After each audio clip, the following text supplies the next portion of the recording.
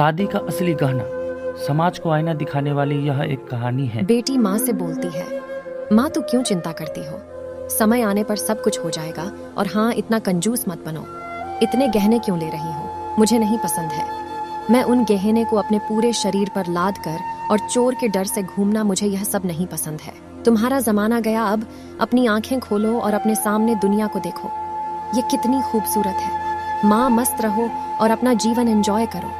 माँ, मैं पूरी दुनिया तुम्हें और पापा को घुमाऊंगी, सारी खुशियां आपके चरणों में लाकर रखूंगी। उसके बाद ही मैं शादी करूंगी। मैं एक बेटी हूं तो क्या हुआ, मेरे भी जिम्मेदारियां हैं। अब मुझे सिर्फ अपने करियर पर ध्यान देने दीजिए। चिंता मत कीजिए, समय आने पर सब कुछ हो जाएगा। नव्या बेटी अपनी माँ की माँ बनकर अपनी माँ को समझा रही थी, लेकिन चेतन शांत था, क्योंकि वह जानते थे कि नव्या खुद लाखों का गहना है। नव्या विवाह योग्य हो चुकी थी। नव्या की माँ कादम्बरी उसकी शादी के पीछे पड़ी थी। आखिर वह माँ थी ना, आसपास के रिश्तेदार थे ही जोर देने के लिए। लेकिन नव्या अपने पैरों पर खड़ा होना चाहती थी, इसलिए वह शादी के बारे में नहीं सोच रही थी। इसलिए इस फालतू की चर्चा में उसे कोई दिलचस्पी नहीं थी। कादम्बरी सिर्फ एक वाक्य कहती थी, पढ़ाई करना तो तुम शादी के बाद भी सीख सकती हो ना, हमारी चिंता करना कम करो। नव्या अपने फैसले पर अड़ी हुई थी और कादम्बरी हमेशा चिंतित रहती थी। आसपास की लड़कियां शादी करके गृहस्थी संभाल रही थीं। 8 दिन पहले नव्या की सहेली की शादी हुई। वह धूमधाम से हुई शादी में उसके शरीर पर 1 किलो सोना पहनाया गया होगा। उसे हर रस्मों में एक गहना उसकी माँ अपनी बेटी के शरीर पर चढ़ा रही थी। दिखावा बहुत था शादी में। हमारी तो कोई भी तैयारी नहीं नव्या की शादी के लिए। चेतन तो किसी बात की चिंता नहीं करते। उसे याद आया नव्या जब इस दुनिया में आई, तब कादम्बरी के ससुर चेतन को बोले, चेतन लड़की हुई है रे बाबा, अब दहेज की तैयारी में लग जाओ। कादम्बरी को बहुत बुरा लगा सुनकर। पिता बनने की बधाई देना तो दूर, दहेज के बात करने लग गए। लेकिन चेतन इतने खुश थे कि मेरी संतान के रूप में पहली ही बेटी हुई। वह उसका लाड प्यार करने में मग्न रहता था। वह उत्सुकता से नई नई चीजें नव्या के लिए ले आता। मूल रूप से नव्या बहुत बुद्धिमान और तेज तर्रार थी। वह उत्सुकता से नई नई चीजें सीखने के लिए इच्छुक थी।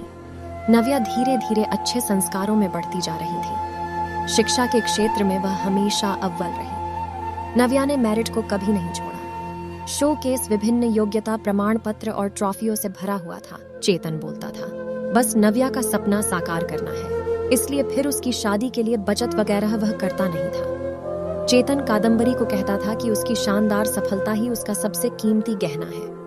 सब कुछ अच्छा होगा, चिंता मत करो।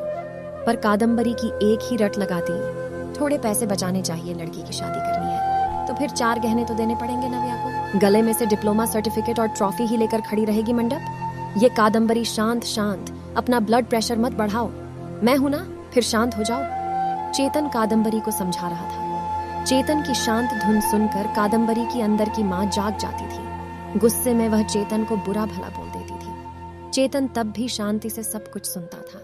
कादम्बरी बोली, अब मुझे ही कुछ करना होगा। नव्या के पापा तो कुछ नहीं करेंगे। कल उम्र ज्यादा बढ़ गई तो शादी के बाजार में कोई शिक्षा को नहीं पूछेगा।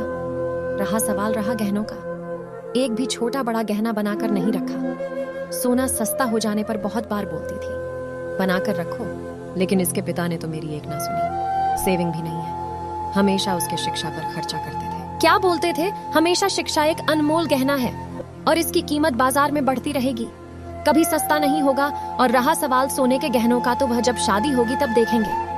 चेतन का यह जवाब तय था। अंत में कादम्बरी ने उसे अपने गहने देने का फैसला किया। मेरे पिता ने कन्यादान में मुझे दिए थे। टोकरी जितना भरा तो नहीं, लेकिन कटोरी भर जरूर दिया है। मैं अब कहाँ पहनने वाली हूँ वह गहने। ये चिंता जो उसने खुद को समझ आकर दूर की। जैसे जैसे दिन बीतते गए, नव्या ने अपने स्मार्टनेस से पोस्ट ग्रेजुएशन पूरा किया। उसने पीएचडी करने का इरादा किया और उतने में सोने पर सुहागा, अचानक उसे माइक्रोसॉफ्ट द्वारा सिलेक्ट कर लिया गया, जो पिछले साल के प्लेसमेंट के लिए आया था। एक बड़ा पैकेज उसके हाथ में रखा गया और गुड पोस्ट द्वारा और कई सुविधाओं पोस्टिंग के साथ अमेरिका में पेश किया गया। चारों उंगलियां घी में साथ में पीएचडी कर सकती थी, क्योंकि कंपनी ने उसे बोनस दिया था। नव्या अपॉइंटमेंट लेटर लेकर भागकर घर पर आई। जब तक दरवाजा नहीं खुला तब तक नव्या ने डोरबेल से अपना हाथ नहीं हटाया। दरवाजा खुलते ही उसने अपनी माँ को गले से लगा लिया। माँ, अब लग जाओ शादी की तैयारी में। पापा, आप बस मदद करना। हाँ, यूएस जाना होगा ना मुझे। और अपॉइंटमेंट लेटर नव्या ने पापा के हाथ में रख दिया। एल। चेतन ने वह लेटर जोर से पढ़ा। बाप रे नव्या, सच में यह अनमोल गहना अब शादी के बाजार में चमक उठेगा। ऐसा बोलकर कादम्बरी भगवान के सामने शक कर रखी। कोटि कोटि धन्यवाद आपका भगवान जी।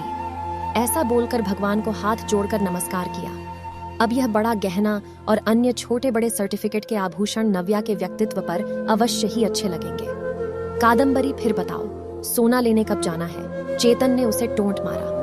इसमें कोई संदेह नहीं है कि उसकी शादी में उसके गुणों के आधार पर अर्जित अमूल्य गहना निश्चित रूप से उसके सौंदर्य बढ़ाएगा चेतन जी, और वह मेधावी पदक और बड़ी बड़ी ट्रॉफी या अन्य पद्माभूषण दुल्हन की शोभा और बढ़ाएंगे। यह हीरा हमारे मानस के जीवन में बिल्कुल फिट बैठता है। चलेगा ना आपको? दरवाजे पर शर्मा फैमिली खड़ी थी। अच्छा रिश्ता नव्या के लिए चलकर आया था। उनका मानस भी एक अनमोल रत्न था, सुंदर, सफल, प्रसिद्ध। अगर एक असली मोती को अपनी असली गुणवत्ता और तेज बनाए रखना है तो संदूक में बंद रहकर समुद्र के तल में चुप कर रहना पड़ता है, तभी मोती की कीमत बढ़ती है। आया क्या समझ में चेतन जी? शर्मा जी ने चेतन की तरफ देखकर मानस की तरफ देखा। कादम्बरी अंदर खुद को चिकोटी काट रही थी और सोच रही थी कि आखिर कौन से गहना का तराजू भारी है। आखिर शिक्षा एक अनमोल गहना है, उसे चोर से डर नहीं लगता है और उसे पहनने और तिजोरी में बंद करने की आवश्यकता नहीं है। ऐसी ही मोटिवेशनल स्टोरी को सुनने के लिए हमारे चैनल को सब्सक्राइब करें और बेल आइकन को दबाएं और ऑल पर सेट करें ताकि आपको नई आने वाली वीडियो का नोटिफिकेशन आपको सबसे पहले मिले। वीडियो को लाइक करें और शेयर करें, और आपको हमारी वीडियो कैसी लगी कमेंट करके ज़रूर बताएं। धन्यवाद है आपका जो आपने अपनी कीमती समय निकाल कर हमारे वीडियो को समय दिया।